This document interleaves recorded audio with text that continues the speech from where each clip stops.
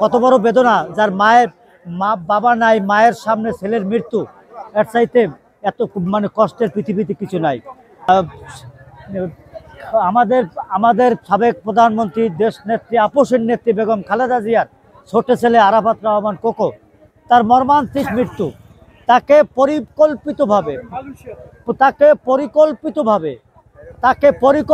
আমি দুইবার বললাম, তাকে মৃত্যুবরণ করানো হয়েছে এবং তাকে নিশ্চিত পৈশাচিক অত্যাচার করা হয়েছে, যেটা সমস্ত বাংলাদেশের কোটি কোটি বাংলাদেশের জাতীয়তাবাদী দলের নেতাকর্মী এবং প্রশাসন সহ সর্বস্তরের মানুষজন জানে এবং তারা নিশ্চিত হয়েছে। তেমনি অবিকল জামাত ইসলামের সেই দেলোয়ার হোসেন সাঈদী সাহেব অত্যন্ত ক্লিন ইমেজের লোক ছিল, তাকেও অবিকল একই স্টাইলে তাকে অত্যাচার সহ যত রকমের পৈশাচিক অত্যাচার, তাকে মেধা শূন্য করে জেল হাজতে রেখে তার কণ্ঠ রোধ করে তাকে মানে নির্মমভাবে নিহত মৃত্যুর কুলে তাকে ঢেলে দিয়েছেন। রাহিম, জাতীয়তাবাদী নাগরিক প্রজন্ম দল কেন্দ্রীয় কমিটি, আজকে আমরা সকাল থেকে শ্রদ্ধেয় দেশনেত্রী বেগম খালেদা জিয়া, আপসীর নেত্রী আমাদের, উনি 4 মাস লন্ডনে চিকিৎসার পর আজকে আমাদের মাঝে ফিরে আসছে। নিশ্চয়ই আপনারা বুঝতে পারছেন যে আমরা কত আনন্দিত এবং গর্বিত আমাদের মাঝে ওনাকে পেয়ে। আপনি সবচেয়ে বড় খুশির বিষয় যে আজকে এই স্বৈরাচারী ফ্যাসিস্ট হাসিনা এদেশ থেকে বিতাড়িত হওয়ার পরে উনি যে অন্যায় করেছে জাতীয়তাবাদী চেতনাকে ধ্বংস করার জন্য এবং ইসলামিক জাতীয় চেতনাকে ধ্বংস করার জন্য, উনি নির্মমভাবে এদেশের একজন ইসলামিক স্কলার দেলোয়ার হোসেন সাঈদীকে হত্যা করেছিল।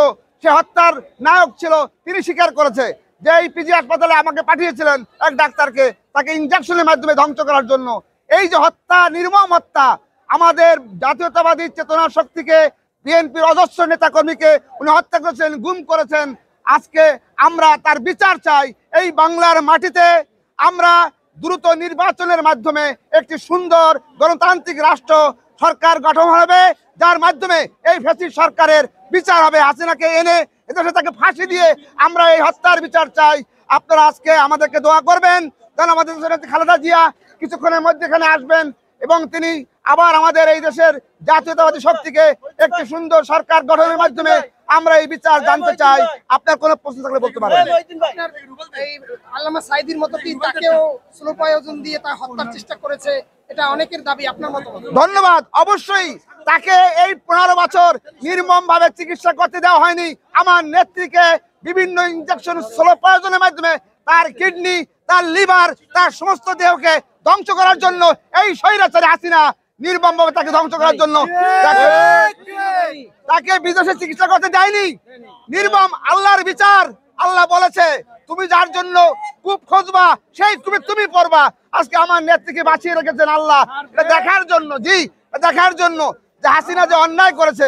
আজকে হাসিনা ওই ভারতে বসে তিলে তিলে ধ্বংস হচ্ছে এবং দেখছে যে না আমি কি করেছি। আল্লাহ আমার নেত্রীকে সেই সুবিচার দিয়েছে। তিনি আজকে সুন্দরভাবে সুস্থতার মাধ্যমে আমাদের মাঝে ফিরে আসছে। আপনারা দোয়া করবেন খালেদা জিয়া সুস্থ থেকে যেন এই দেশের মানুষের অধিকারকে, তারেক রহমান এদেশের মানুষের অধিকারকে সুন্দরভাবে পরিচালনা করতে পারে। এই দেশ স্বনির্ভর হয়ে বিশ্বের দরবারে আমাদের বাংলাদেশ একটি প্রতিষ্ঠিত রাষ্ট্র হিসেবে গঠন হোক, আমরা এটা প্রত্যাশা করি। নাগরিক প্রজন্ম কেন্দ্রীয় কমিটি সেটা আশা করে। আমরা আপনাদের কাছে সেই প্রত্যাশা রেখেই আমার বক্তব্য শেষ করছি।